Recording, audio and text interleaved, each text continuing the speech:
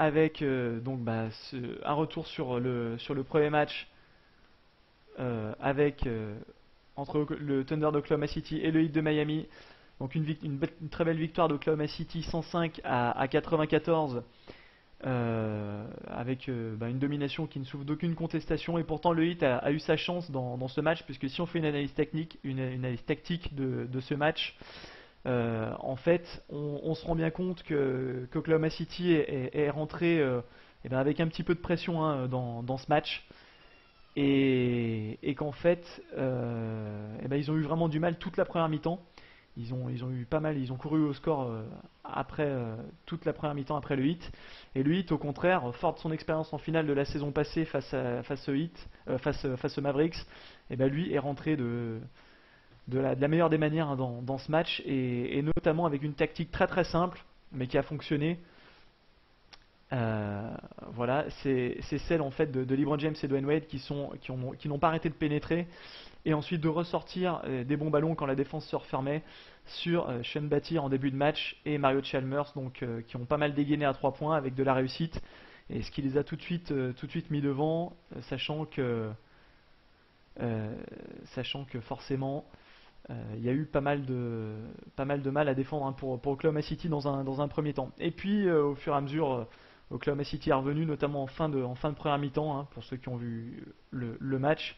Et ils ont augmenté leur intensité défensive, ce qui tentait si bien qu'au troisième quart-temps, ils sont revenus avec une toute autre envie. Et celui qui a matérialisé ça, le mieux, c'est sûrement Russell Westbrook, qui après sa faute technique, hein, le petit accrochage avec Sean Battier, est revenu le couteau entre les dents pour nous sortir un superbe troisième quart-temps et une superbe seconde période, ce qui a fait tout simplement fait passer le Thunder devant le Heat.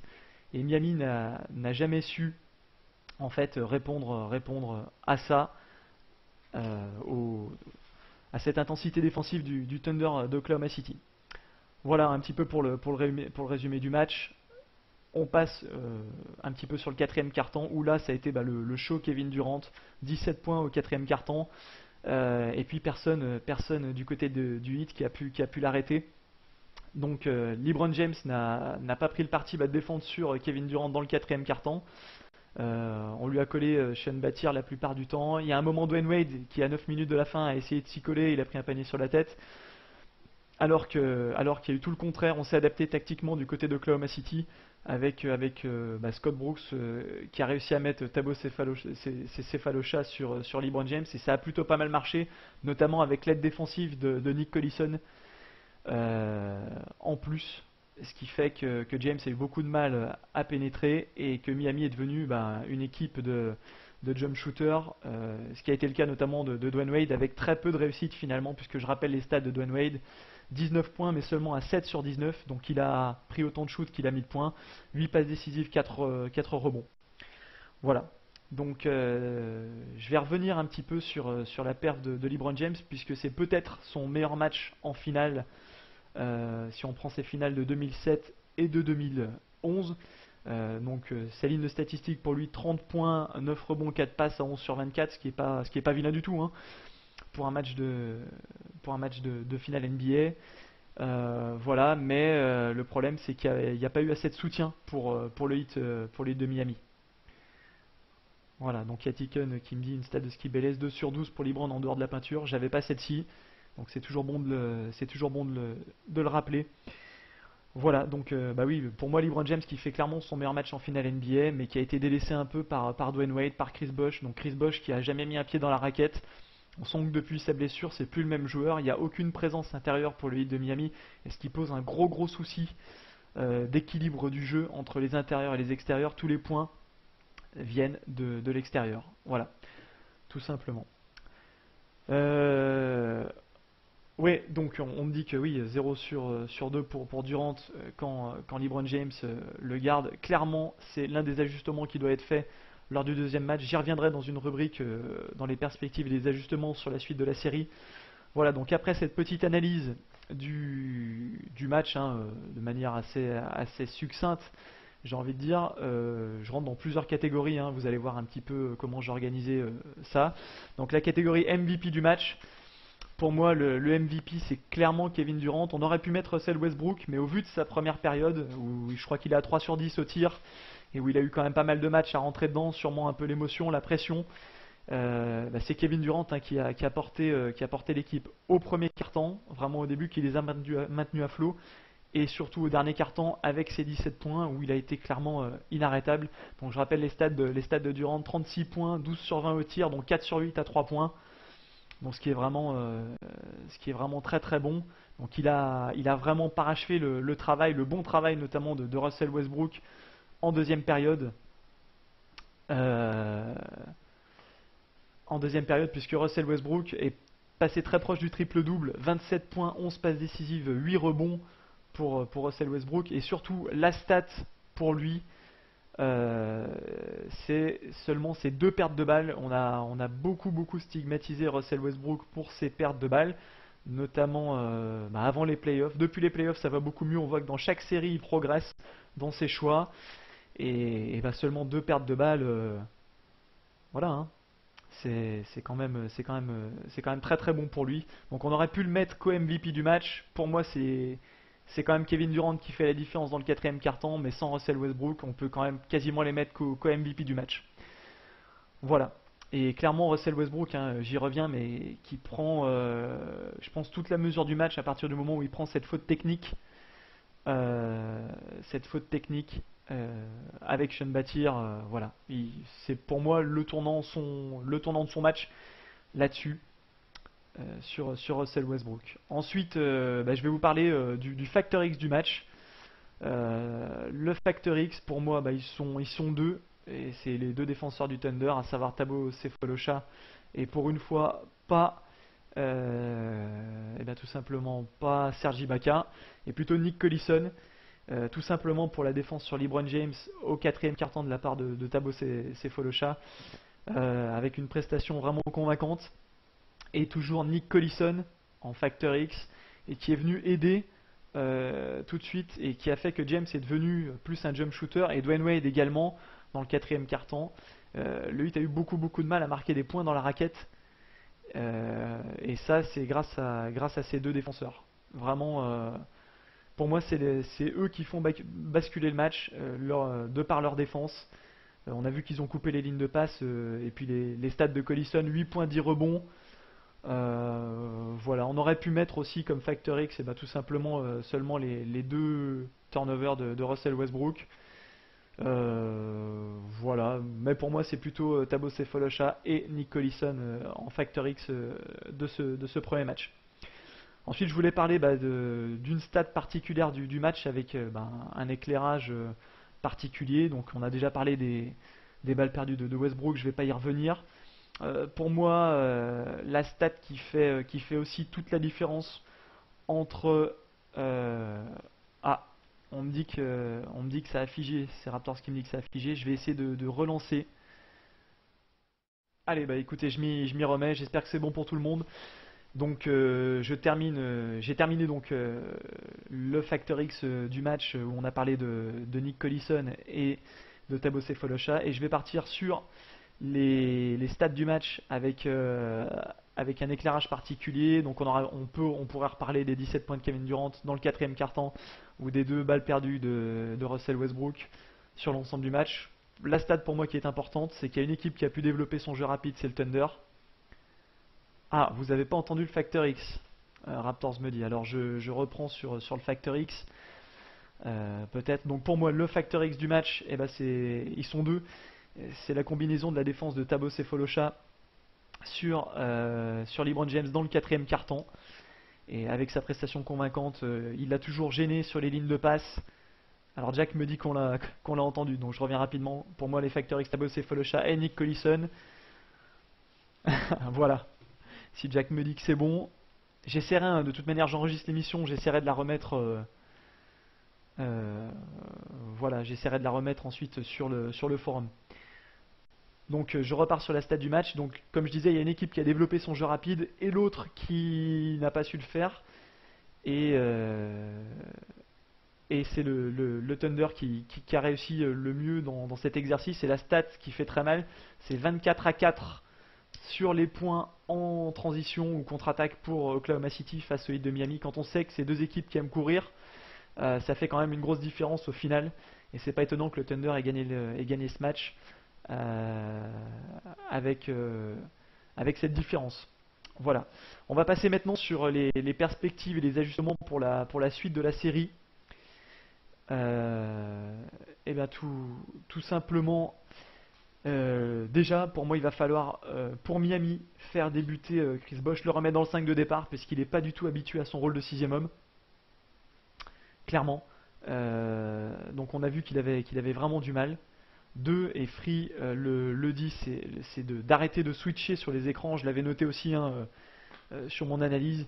Ils ont trop switché sur les écrans, ce qui fait qu'on a eu des mismatchs à chaque fois. Et ils n'ont pas trouvé la solution, notamment sur Kevin Durant. Pour moi, LeBron James, dans les moments importants, notamment dans le quatrième quart-temps, doit défendre sur Kevin Durant. Là-dessus, Bosh, clairement, c'est trop écarté dans le jeu également, donc Mike le souligne. Voilà. Autre chose aussi que j'ai remarqué, qui m'a déplu un peu dans le coaching de Spoelstra, c'est le fait que la rotation soit limitée seulement à 6 joueurs. Je pense que ça ne pourra pas suffire face à une équipe aussi complète qu'Oklahoma City. Il va devoir élargir les rotations. Notamment inclure des joueurs comme Norris Cole, comme James Jones, voire même comme Turiaf, faire plus jouer Joel Anthony parce que là il y a un vrai problème de jouer à 6. LeBron James clairement dans les déclarations d'après-match a dit qu'ils n'avaient pas eu assez d'aide des role-players. Voilà, donc du coup là je pense que pour le Heat il va falloir trouver des solutions avec des joueurs annexes et pas se limiter seulement à la réussite à 3 points de Shane Battier. Voilà, il va falloir faire jouer d'autres joueurs, je pense notamment à Joel Anthony en défense. Voilà. Clairement, il va falloir faire ça. Garder aussi cette agressivité vers le cercle et éviter de devenir une équipe de jump shooter. Donc pour ça, ça passe par des systèmes peut-être un peu plus recherchés, avec des coupes, des curls après écran, c'est-à-dire que les intérieurs doivent, notamment Bosch, vraiment faire de bons écrans pour pouvoir libérer tout ça. Ouais. Arrêter de donner la balle à Wade, comme dit Free. C'est vrai que Chalmers joue pas vraiment meneur de jeu. On a l'impression que dans cette équipe, Spoelstra essaie de refaire un peu ce que faisaient les Bulls époque Phil Jackson lors du premier triplé avec Jordan et Pippen, de donner la balle à Wade comme on l'a donné à Pippen en remontée de balle, sans jouer vraiment avec un vrai meneur. Peut-être qu'il faudra responsabiliser un peu plus Mario Chalmers en effet. Voilà. Pour Oklahoma City, il n'y a pas grand chose à changer. Si ce n'est qu'il faut éviter que James Harden soit rapidement en fall trouble. Parce que là, il a pris des fautes assez rapidement. Il a seulement joué 22 minutes. Il n'a pas pesé sur le match. 5 points seulement. Donc voilà. C'est vrai que pour James Harden, c'est un vrai problème. Quand on sait qu'Oklahoma City a quand même remporté le match avec un James Harden à 5 points, ça dénote vraiment la domination du Thunder pour moi. Voilà, un petit peu. Après, il n'y a pas grand chose à dire pour Oklahoma City parce qu'ils ont quand même dans l'ensemble bien réussi leur match. Ils vont devoir continuer à faire des ajustements par rapport à ce que propose Miami, mais si Miami n'évolue pas, continue de switcher sur les écrans en défense et continue de jouer toujours le même jeu en attaque, c'est-à-dire pénétration, drive de James et Wade pour ressortir ensuite des ballons extérieurs, voilà, ça suffira pas pour Miami. Ensuite, sinon, j'avais une autre rubrique sur la déclaration de la nuit, donc je vous ai parlé des déclarations de James qui a dit qu'ils avaient plus besoin de soutien. On a également la déclaration de Chris Bosh, moi qui m'a bien fait marrer. Tout le monde parle de la salle d'Oklahoma City et de son ambiance, mais je la trouve pas si exceptionnelle que ça. Franchement, cette salle, moi, me fait un peu dresser les poils. quand je vois ce public et notamment ce début de match où tant que le premier panier est pas inscrit, on a le public qui est debout un peu à la mode universitaire. Je trouve ça vraiment, vraiment sympa. Et je trouve que c'est vraiment une salle où il est très difficile de gagner, notamment à cause de son public. Ça me rappelle un petit peu les Kings du début des années 2000 sans les cloches, hein, parce qu'il y avait des cloches du côté de Sacramento à l'époque. Donc, donc voilà, c'est sûr que l'ambiance de Miami sera sûrement pas la même. Donc c'est vrai que cette déclaration de Chris Bosh m'a vraiment fait marrer. Sinon, il y avait la déclaration de Dwayne Wade. Il y a des soirs où ça rentre pour moi et d'autres non. C'est comme ça, peu importe. Finalement, qui se soucie pas de sa réussite au tir. Pour lui, c'était des bons tirs seulement qu'il a pas mis. Alors que clairement, il doit changer son jeu. D'ailleurs, j'ai une question à vous poser, hein. Vous, chers auditeurs et spectateurs de ce premier épisode des finales. Est-ce que Wade joue blessé ou pas? Parce que pour moi, il joue avec une petite blessure. Et finalement, je trouve que c'est un peu l'inverse de l'année passée. On avait un LeBron James en dedans pour les finales face à Dallas et un très bon Dwayne Wade. Et là, cette année, c'est un petit peu l'inverse. Donc voilà. Donc ouais, je vois les premiers messages pour vous. Hein, il est blessé. Bah, tout. Pour moi, c'est pareil. Hein, il joue pas à 100% de ses possibilités. Malgré ses bonnes performances face aux Pacers, notamment, ou un ou deux bons matchs face aux Celtics, il n'est pas à 100%, c'est clair. Et sans Wade à 100%, ça sera quand même particulièrement difficile pour Miami d'aller chercher cette finale. Hein. Voilà. Et sinon, j'avais une dernière déclaration de LeBron James. On ne peut pas les stopper, mais on peut les limiter en parlant de Kevin Durant et de Russell Westbrook. Ce qui monte un peu la défense, j'allais dire la détresse de la défense de Miami à jouer et à défendre mieux sur ces deux joueurs. Je pense qu'il va falloir peut-être que Miami prenne un petit peu plus de risques en défense avec des trappes dans les corners, pousser dans les coins justement pour essayer de voler un peu plus de ballons en jouant quand il joue un petit peu plus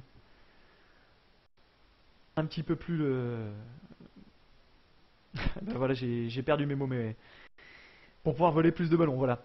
Alors il y a Raptors qui me dit, je prépare le quiz, comment vois-tu la suite de la série? Et ben la suite de la série, tout simplement, pour moi Miami va réagir, mais je doute que ce soit suffisant. Que ce soit suffisant dès le deuxième match. Je vois bien en fait Miami revenir avec 100 victoires d'Oklahoma City. Et je les vois réagir plus chez eux à domicile. Faudra voir le Thunder à l'extérieur. Ils peuvent réagir, ils réagiront à mon avis dès le prochain match. Ils ont eu leur chance là, hein, clairement. Je vais revenir ça ensuite dans les fun facts, parce que j'en ai relevé quelques-uns.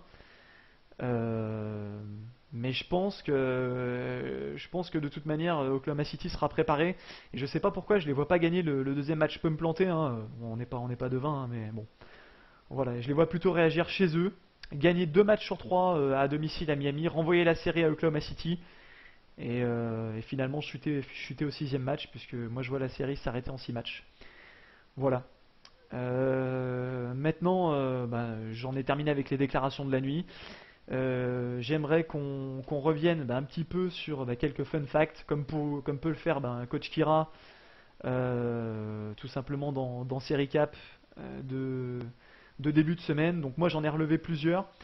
Le premier, c'est que Oklahoma City est à 9 victoires, 0 défaites à domicile durant ses playoffs, ce qui est quand même très très fort. Le deuxième fun fact, c'est tout simplement qu'Oklahoma City a compté 13 points de retard à un moment du match et qu'ils ne se sont pas affolés. C'est là qu'on voit qu'ils sont quand même impressionnants de maîtrise et qu'ils ont fini par gagner le match, et que ça s'est déjà produit, hein, dans ces playoffs pour cette équipe d'Oklahoma City. On se souvient du match 4 à Dallas, du match 4 à Los Angeles et aussi du match 6 à domicile face aux Spurs, où ils ont compté jusqu'à moins 18 points de retard et ils ont fini par gagner le match. Donc c'est clairement une équipe malgré sa jeunesse qui s'affole pas, qui revient, qui prend le temps de défendre dur, de durcir le jeu, notamment en deuxième mi-temps, qui prend le temps aussi de s'adapter tactiquement pour Scott Brooks. Et là-dessus, ils sont quand même assez impressionnants parce qu'il y a beaucoup d'équipes qui auraient lâché avec de tels écarts. Voilà, autre statistique intéressante que j'ai relevée, les 63 points combinés de Westbrook et de Kevin Durant en cumulé, c'est un record NBA qui est égalé pour un premier match des finales NBA, puisque l'ancien record, en tout cas le record, les co-détenteurs du record sont Julius Erving et Doug Collins, qui avaient scoré également 63 points à eux deux, donc 33 pour Erving, 30 pour Doug Collins, et ils avaient fait ça dans le premier match des finales 77 face à Portland. Voilà, donc ça c'était une stat intéressante. À noter que l'équipe 77 de Portland demeure l'équipe la plus jeune à avoir joué une finale NBA, et que le Thunder d'Oklahoma City cette année est la deuxième équipe de l'histoire la plus jeune. Et ça se voit pas du tout, tant ils sont faciles de maîtrise. Voilà, autre statistique intéressante, pour un premier match de finale NBA, les 36 points de Kevin Durant, euh, finalement, euh, finalement, il fait aussi bien que Michael Jordan en 91 et ses 36 points face aux Lakers. Alors Jordan par contre avait perdu le premier match face aux Lakers de Magic à domicile. Et par contre, ça reste moins bien face aux détenteurs du record, les 48 points d'Allen Iverson dans les finales 2001 à Los Angeles pour une victoire des Sixers, qui reste le record pour une finale, pour un premier match de finale NBA au niveau du scoring. Voilà, j'en ai presque fini, tout simplement, puisque cette chronique touche à sa fin. Qu'est-ce que j'avais encore en stock? Oui, un record d'audience. Un record d'audience pour ce premier match des finales NBA avec 11,8% de part de marché. Ce qui est énorme, hein, pour un match. On a même frôlé les 30% du côté d'Oklahoma City. Donc ce qui est exceptionnel, hein, pour ESPN. Donc voilà, ça a démarré avec de très très bonnes audiences. Il faut dire qu'avec avec une telle affiche, c'est quand même pas mal. Voilà, j'ai Jack Le Rouge qui met merci Jean-Marc Morandini. Ouais, tant que tu m'appelles pas Isabelle Morini-Bosque, ça va aller. Voilà. Et ben voilà, j'en ai terminé. Peut-être juste une dernière statistique au niveau des lancers francs. On a vu Oklahoma City un petit peu plus agressif. 27 lancers francs tentés pour Oklahoma City, 18 pour le Heat. La différence, elle se fait clairement en seconde période, comme je l'ai dit, avec la défense du Thunder. Voilà, l'arbitrage maison, j'ai pas vraiment trouvé. Voilà, écoutez, j'espère que ça vous a plu pour cette première, malgré les petits problèmes que j'ai eu au départ. Je vais essayer de mettre ça sur le site derrière, voilà. J'espère que ça vous a plu. On essaiera de refaire ça. Je vais refaire ça forcément tous les lendemains de match. Voilà.